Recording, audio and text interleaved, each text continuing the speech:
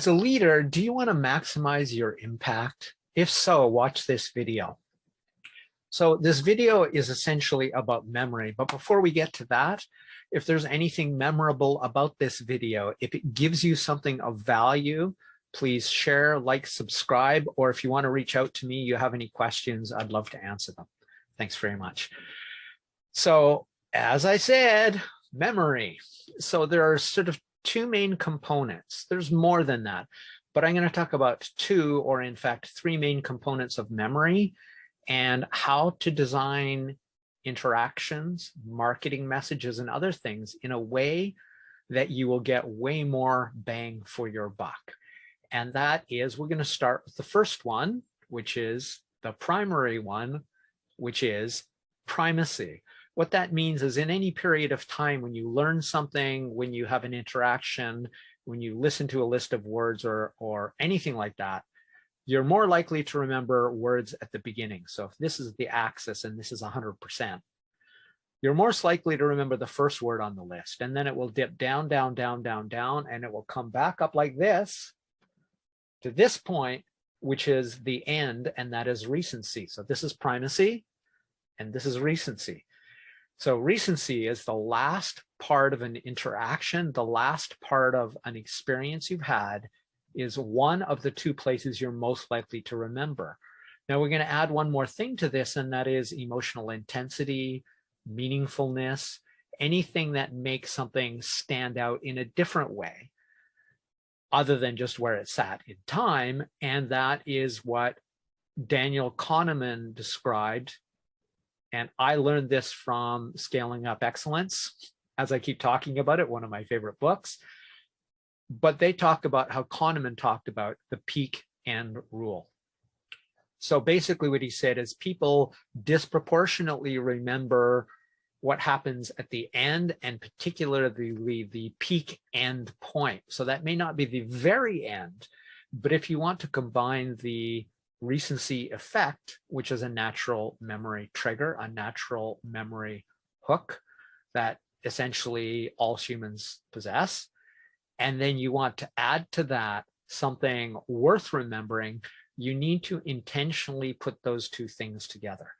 So at the end of a talk, at the end of a video, at the end of anything, you want to put the peak emotional, intellectual, meaningful experience or message, the thing you want them to walk away with, and you want to put it as close to the end as possible so that you could get sort of a multiplicative effect of the natural recency effect, most recent part of that interaction, and the peak end rule, which is the peak part of the experience for the person experiencing it, right? Now, obviously, this means focusing on the last part and that emotional intensity, that emotional meaningfulness. Understand that this goes for every kind of experience the individual you're hoping to impact will have. And that goes, if you want to talk about mind share, it can't become mind share unless it's memorable.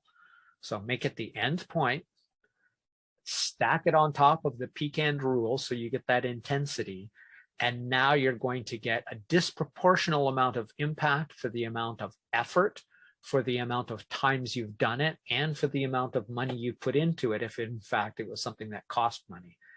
Now, this is not only true for your branding and your marketing, but also your personal interaction. So regardless of whether you want your reports to remember, and I recently listened to a book, I can't recall the name of it right now, they blur together, but it talked about, it was from The Power of Bad by Roy Baumeister, and talking about how people disproportionately remember the bad things inside of that. And that's another thing you want to be cautious of.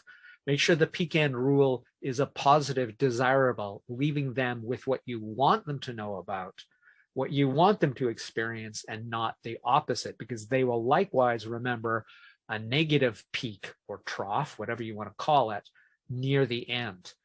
So make it positive, make it what you want them to remember or act on, and make it at the end. So the very best part should obviously be at the end. Now, this idea is really simple, but it's not necessarily going to be easy to do, right? They always say, oh, yes, it's simple, but it's not easy. Sorry, but this happens to be one of those things. To execute on it well is going to take real effort and thought. It will take practice. I have not been practicing the pecan rule in my videos, even though I know about it and understand it well. So there you go. I should start, right? Like with today's video. I hope I remember to do it. So the pecan rule can be applied to anything in your business and personal life, any interactions, any marketing, all of that stuff. And as I said, it gives you an outsized effect simply because of where you put it and how you designed that interaction to happen. So how can you do this? How can you apply the pecan rule and use it in a way that produces outsized results for you? That's it for Crush It Club 121, How to Maximize Your Impact. My name is 𝗠𝘅𝗶𝗺. Bye for now.